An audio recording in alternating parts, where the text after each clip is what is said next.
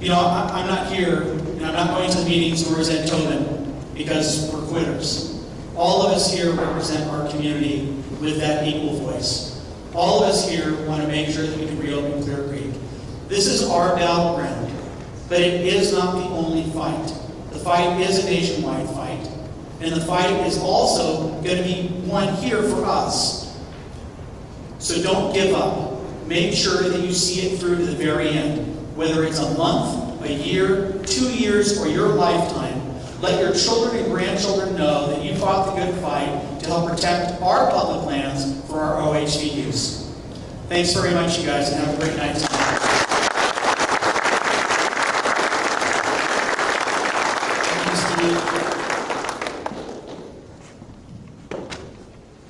I wanted to make one clarification on Steve's comments, is that the vote by the supervisors was not, per se, a vote against OHV. It was strictly, and you can check it in the records. It was a liability issue, is what they brought forward. So that was their primary concern, was liability by the counties.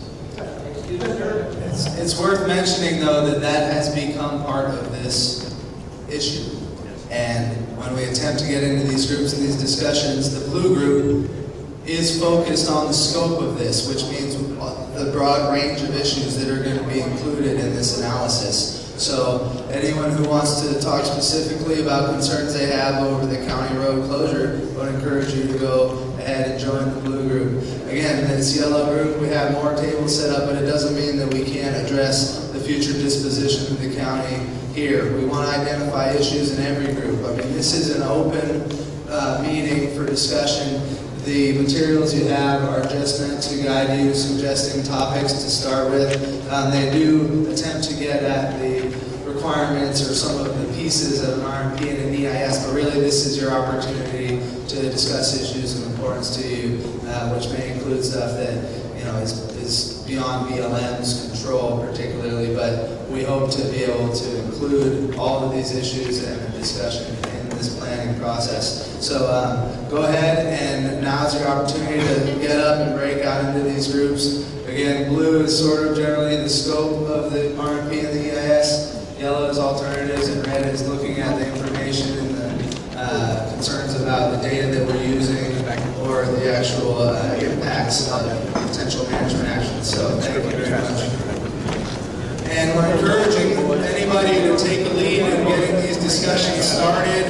We're taking notes on the flip charts. We want people to get actively involved here. Thank you.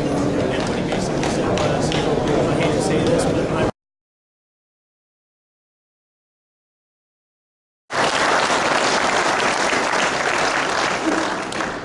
I myself also participate mainly in the discussion about the science. Many of these similar topics were coming up.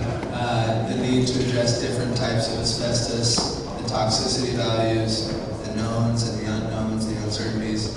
And I want to assure you that these are all things that we will be considering and begin to address in the scoping report and then develop further going into the RMP and the EIS. We do have one more group that was generally looking at high priority issues for analysis. The blue group, the scoping group, if you have anything to add that maybe we haven't heard so much about, or you want to reinforce some of these topics that we have already discussed, that would be just fine.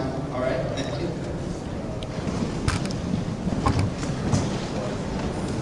Denise, everybody, thank you, Denise. Hi, I'm Denise Jones. We were in the blue group, and from what we understood, the blue group was to discuss what we wanted the BLM to look into in terms of the scoping. And some of the major things was continued OHV use, maintaining the existing trail systems, and also exploring, other alternative routes for, maybe around the asbestos zone to get, the trail system open and usable for the people who like to do OHV. Alternative access into and out of the Clear Creek management area was also something we talked about, and that was brought up by somebody else. There's two areas, east of Hernandez Reservoir and south of Condon Peak. Maybe explore routes in those areas that are maybe not so much in the asbestos zone. We brought up researching indemnification of liability, doing a liability waiver, annual, whatever it happened to be. And as we know, there's so many uses, and not only OHV, but rock climbing, hiking, horseback riding, hunting, camping, bird watching, mining, hang gliding, and I'm sure many of you can think of others.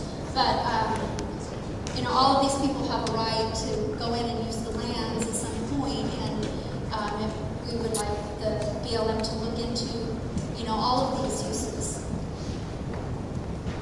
I'm with the Slinks Ramblers Motorcycle Club, and one thing that we really promote on our own property is sustainability of our own land, which means to not overuse our own trail system. And maybe the BLM can look into, sustainable trail systems and use some routes at some times of the year and other routes at another time of the year to make it a little bit more feasible for them to maintain those routes on a year-round basis. Something else we talked about was encouraging the public, getting volunteer public groups to help the BLM maintain the route systems. So it's not all on BLM shoulders. Maybe the public can join in and help maintain their own public lands. We wanted to have the BLM to consider the economic impact of local businesses. I know the gentleman talked about the impact on families. There's also an impact on local businesses. Motorcycle shops won't sell motorcycles, or maybe not as many parks. The people, the gas stations, restaurants, grocery stores. I know when we go and buy at least $150 worth of groceries. We buy fuel to go in and out of there. People that come to, people that are local, they come and go, and they're always going to buy in that area. But out of town people, they come and they visit, and if they like it, they come back. They come back to visit the area more, and then that is just future revenues. If they're not coming to Clear Creek in the first place, then they don't see, how beautiful our entire area is, and it can have, long-term effects on loss of revenue for a lot of our businesses.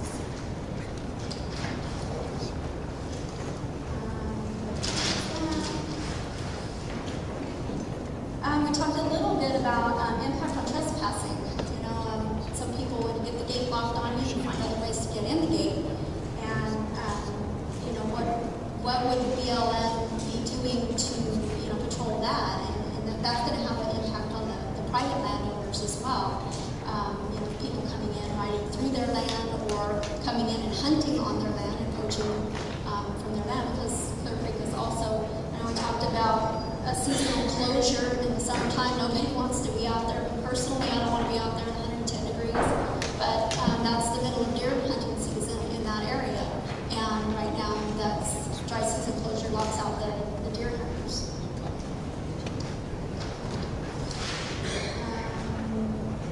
We also talked about, this gentleman here, we talked about the EPA report.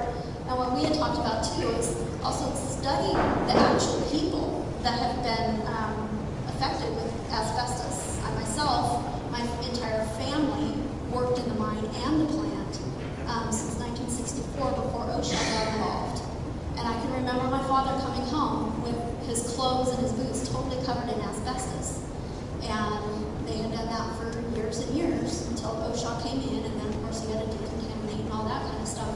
But I, as a little child, was exposed to that, and apparently I didn't have any health risks, with asbestos, and neither does any of my family.